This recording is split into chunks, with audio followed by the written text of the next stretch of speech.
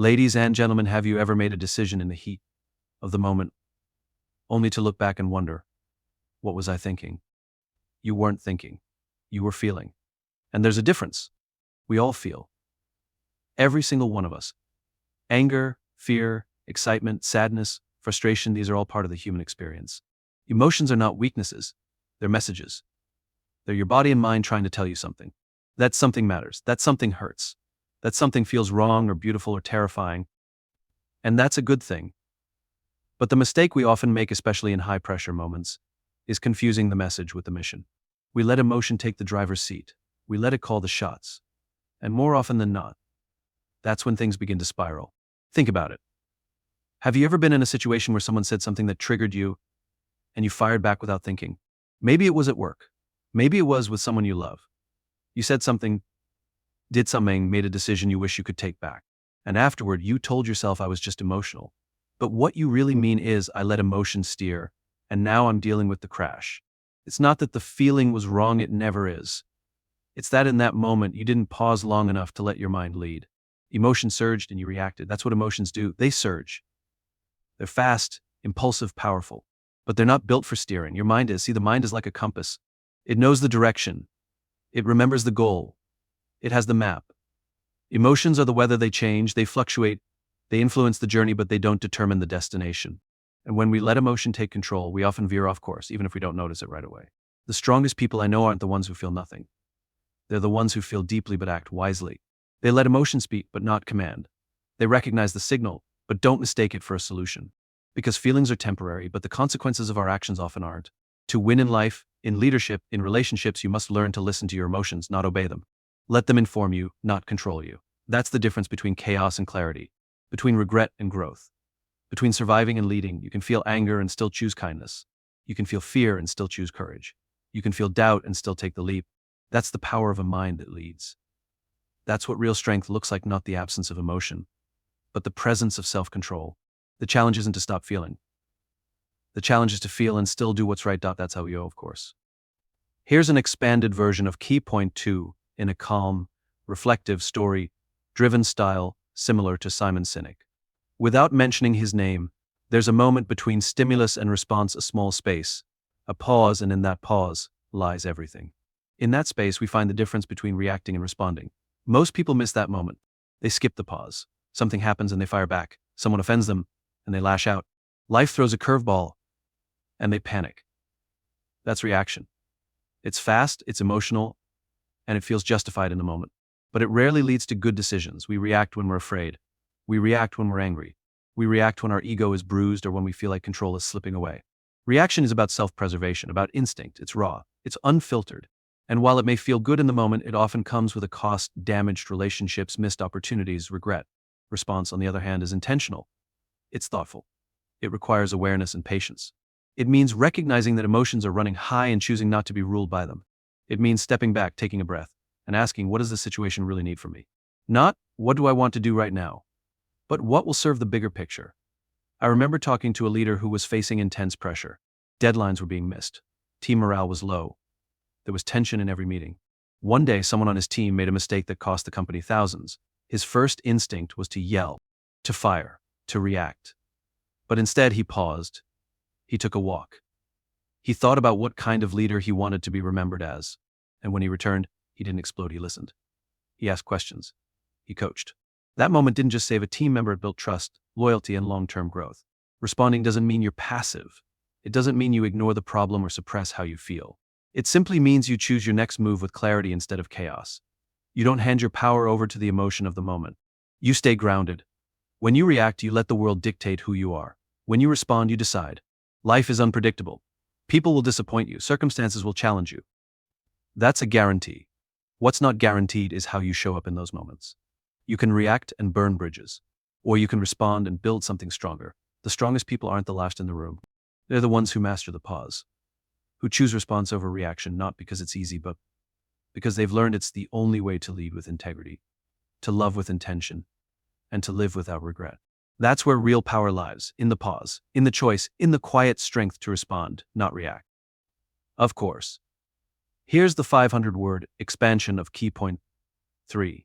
In a thoughtful, story-based, an emotionally intelligent tone. Aligned with the style you're looking for, there's misconception that being strong means not feeling anything.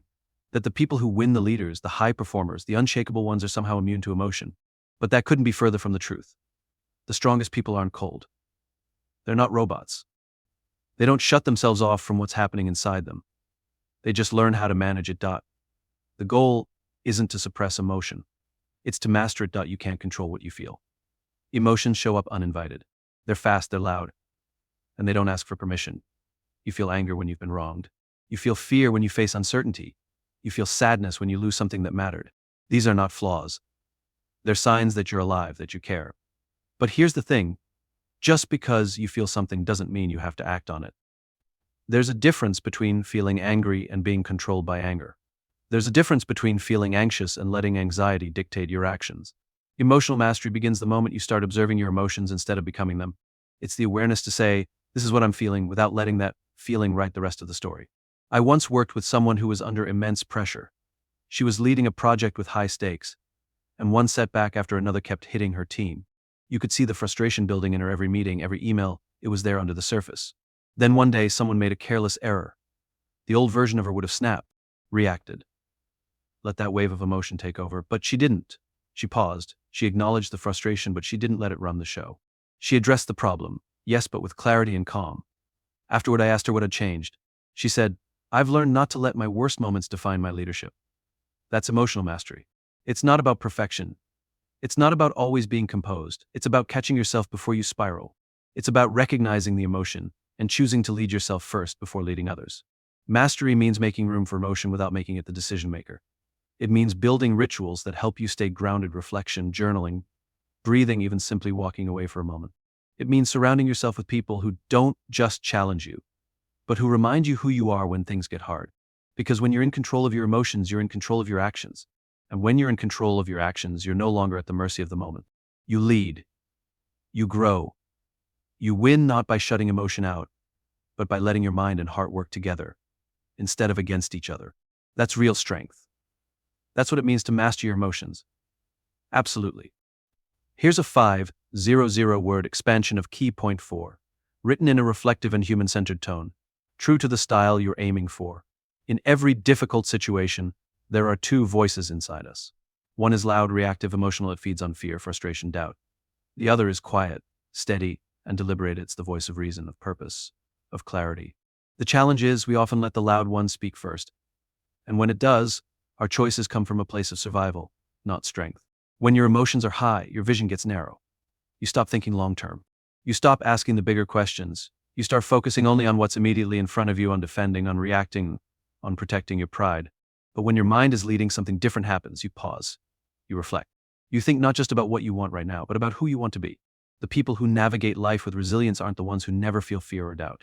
They're the ones who've trained themselves to come back to center when everything around them is pulling them away from it. Their minds are strong not because they never stumble, but because they return quickly to what matters. I once met a man who had built a business from the ground up. For years, everything went well. And then, almost overnight, the market shifted and everything began to unravel. Customers left, revenue dried up, partners pulled away. He could have let panic take the wheel. He could have blamed others, cut corners, or walked away. Instead, he did something few people have the discipline to do. He sat with it. He got quiet. He listened not to the noise, but to his own internal compass. He asked himself, what's the right thing to do? Not just the easy thing. His mind, not his emotion, made the next move. That's what it means to let your mind lead. Because when the storm comes, and it's your mental clarity that becomes your anchor. Not motivation, not adrenaline. Clarity. A sense of who you are and where you're going, even if the path feels uncertain. When fear rises, your mind reminds you of your purpose. When pressure builds, your mind brings you back to your principles. When everything feels like it's falling apart, your mind helps you hold your center. But that clarity doesn't happen by accident. You have to cultivate it. You have to build habits that sharpen your awareness, challenge your perspective, and bring you back to your values. Whether it's through quiet time, reflection, asking hard questions, or leaning on mentors, developing a strong mind is a daily practice, not a one-time choice. Letting your mind lead isn't about ignoring your feelings. It's about refusing to let those feelings drive the bus when the road gets rough. And the truth is, the stronger your mind becomes, the less control your emotions will have over your direction. That's when you start making choices that last. That's when you win not just in moments, but in life. Of course, Here's a 5,000 word expansion of key point 5. Staying true to the grounded, story-driven, and purpose-focused style, growth doesn't happen by accident. It's not a product of talent or luck or even motivation. Growth is the outcome of discipline, not just in what you do, but in how you think. Because the truth is, your mind left untrained will default to comfort, to fear, to doubt. And when things get hard, it's not your ability that fails you first, it's your mindset. Most people wait for confidence before they act. They wait until they feel ready, until the fear goes away, until the stars align. But the ones who move forward, the ones who grow, understand something different. Your mind doesn't get stronger by waiting. It gets stronger by doing the hard things. Over and over again. I remember talking with a young professional who was stuck. Smart, capable, full of potential, but every time a challenge showed up, she'd retreat. Every time she failed, she'd take it personally. She had the skills, but not the mindset. She believed that setbacks were signs she wasn't good enough. She didn't lack talent, she lacked tools. So we started small. I asked her to write down 3 things every day that challenged her thinking. Not just what happened, but what she learned. At first, it felt pointless to her, but over time, something shifted. She started to notice her patterns. She began to understand her triggers. She stopped running from discomfort and started leaning into it. That simple habit, 5 minutes a day, transformed the way she saw herself. Mental discipline isn't about pushing through every day like a machine. It's about building practices that keep you aligned with your purpose, especially when emotions try to pull you off course. That might look like journaling, or meditation, or asking better questions. It might look like surrounding yourself with people who challenge your excuses. It might look like choosing not to scroll when your brain craves escape. It's not always dramatic. In fact, most of it is invisible. It's the thoughts you correct before they spiral. It's the moments you choose focus over distraction. It's the pause before reacting, the breath before speaking, the reflection before quitting. Mental strength isn't about being unshaken. It's about being able to return to center quickly when you are shaken. And that ability is earned through repetition, not inspiration. You don't rise to the level of your potential, you fall to the level of your training. So train your mind the way you would train your body. Intentionally, consistently, purposefully. Because when the pressure is on, motivation will fade. Emotion will flare. But your habits, your inner discipline, those are what will carry you. If you want to grow, you have to do the hard, boring, consistent work that nobody sees. That's where the real wins begin, not in what happens around you, but in how you train your mind to meet it. Of course, here's a 5,000 word expansion of key point 6, written in a reflective, purposeful tone that emphasizes internal strength and self-awareness. Most people think the biggest battles in life are external. They think it's about beating the competition, proving others wrong, overcoming challenges out there in the world. But the truth is, the hardest battles are the ones no one sees. The ones that happen in silence. The ones that happen within. You can have all the talent, all the resources, all the opportunity in the world, but if you haven't learned how to face yourself, none of it will matter. Because no matter how fast you run, you can't outrun your own mind. The real fight is not the situation. It's the voice in your head. The one that tells you to give up. The one that says you're not good enough. The one that whispers doubt in moments that demand courage. That voice can be relentless. And unless you learn how to deal with it, it will win even when everything else is going your way. I once worked with someone who looked like they had it all together on the outside. Successful, respected, sharp, but inside they were exhausted. They were constantly at war with themselves. Always second-guessing, always chasing, always proving. Until one day, it all stopped working. Not because they lost their skills, but because they hadn't learned how to quiet the noise inside. The weight of that internal pressure finally caught up. And that's what happens when we ignore the inner battle.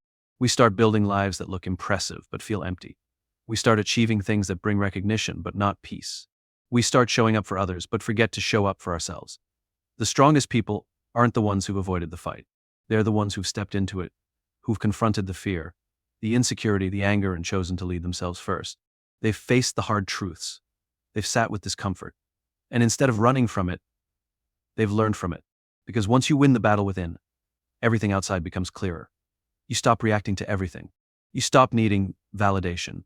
You stop letting circumstances define your value. You become steady not because life is easier, but because you've built something stronger inside yourself. But that kind of strength takes work, daily work. It takes honesty. It takes quiet moments. It takes being willing to ask, what am I really afraid of right now?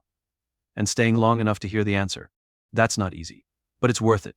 You don't need to be perfect. You just need to be willing to face yourself over and over again, to choose the hard conversation, to stay when you want to run, to listen when it's easier to distract.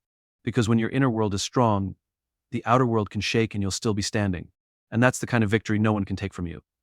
The real battle is inside. And the moment you stop avoiding it is the moment you begin to truly win.